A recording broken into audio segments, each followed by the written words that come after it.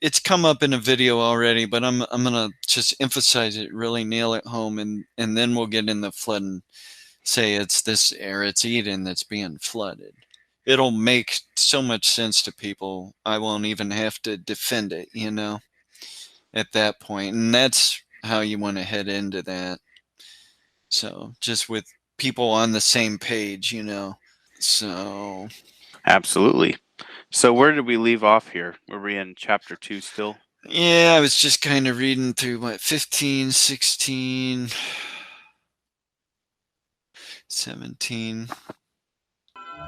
And the Lord God took the man and put him into the Garden of Eden to dress it and to keep it. And the Lord God commanded the man, saying, Of every tree of the garden thou mayest freely eat, but of the tree of the knowledge of good and evil thou shalt not eat of it. For in the day that thou eatest thereof, thou shalt surely die. I mentioned in another video that this doesn't have to mean on the day you eat the fruit you'll die. It doesn't really mean that. But it means something more along the lines of should it come about that you eat of the fruit, you will die. In the time that this should be, you will die. That's more, do you understand? Like, that's more what he's saying. But in another sense, this judgment was carried out on the day Adam broke the commandment. What it was is God put an animal to death in place of Adam. But a death had to occur. But God deferred the judgment to an animal sacrifice. And that is in chapter 3:21. Unto Adam also and to his wife did the Lord God make coats of skins and clothed them. You can infer that from 3:21.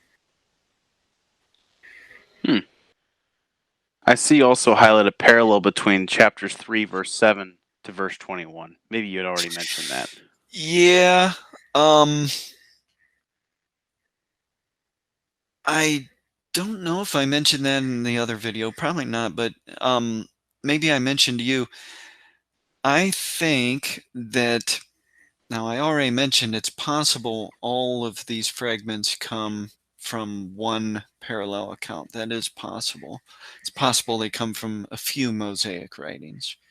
But I definitely think 7b and 21, 3, 7b, and 321 came from the same account themselves, because there's a relationship between those two fragments. And you can see the relationship. And then the same is true with 22 and 24, chapter 3, verses 22 and 24 in that peach color. I believe those come from the same account. If you read past verse 23, you can see a continuity between 22 and 24. And likewise, if you read verse like 17 through 19 and then jump to 23, you can see the continuity there. Just possibilities, though.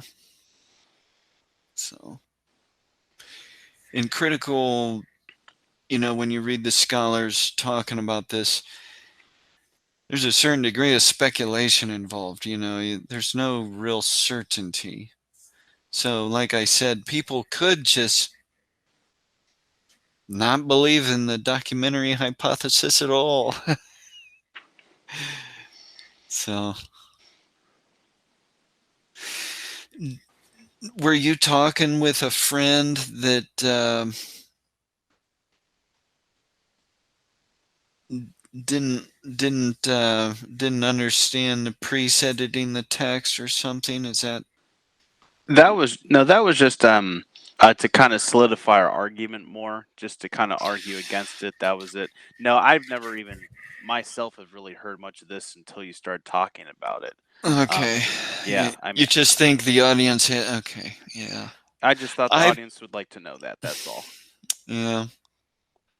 I can talk sometimes as if I just assume everybody knows this stuff already. I have a bad habit of doing that. I do think some things are clear, and I think regardless of intellect, I think there are some things that just take a while to see, for sure. Um, so just laying it out there and letting them see it for themselves is definitely a high possibility. But I just for this important concept, I just thought I would kind of just question you, and you answered it really well on how do we know that this could be, sacred texts paralleled or put together instead of this just logically the whole thing's just one overall writing. And again, you answered it well, and this is how we know, and we can actually point to these examples to see these priestly edits or the priest putting together the text from other texts. Yeah. That's all. But again, I think it's extremely clear, so I wouldn't worry about it or anything. All right, good. Yeah, absolutely. It's important to see that in order to see some of the points I make at all, Yeah, I mean, I was I was thinking about that before I even started making videos. I was like, something that this really, everything I'm going to be presenting to people really will stand or fall on whether they're willing to accept that the Pentateuch is a mosaic put together by the priests. If people aren't willing to look at it that way, then I don't know, a lot of the points I make just are troubling to people. From my personal experience, I was really interested in what all this stuff you were talking about, and I was at a point where I had a good enough knowledge of the Bible as well as some of the traditional ideas that just really struggled to make sense.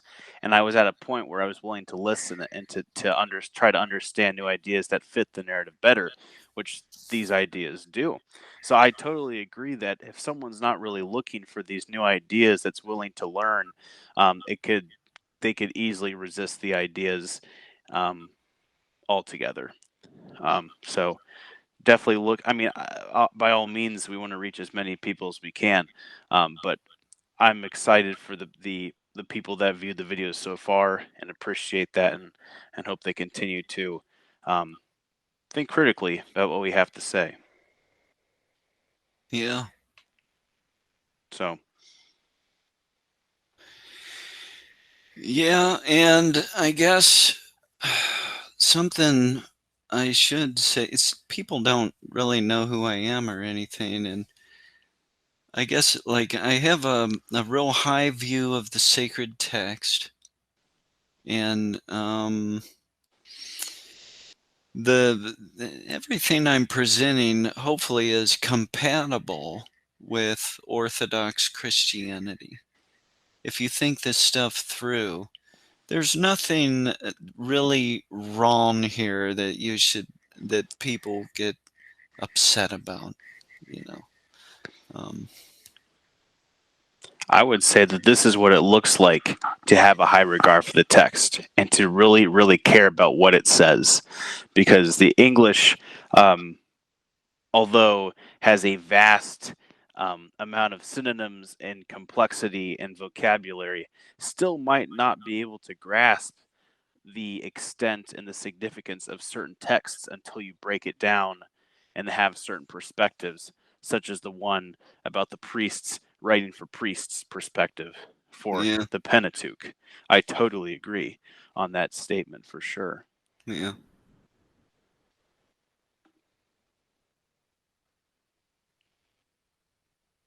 When you realize why the Pentateuch was put together, when you understand why it was put together, the materials used and what the purpose was, then you, as the reader, can extract the right knowledge from it that the priests are trying to communicate. If you think Moses sat down and wrote this as letters to a Christian in 2021, you're not going to extract the right ideas from the text, you know. I don't know. So I agree. It'd be kind of cool to go through a video, to kind of explain maybe some of those examples of why you want to see the text from that perspective.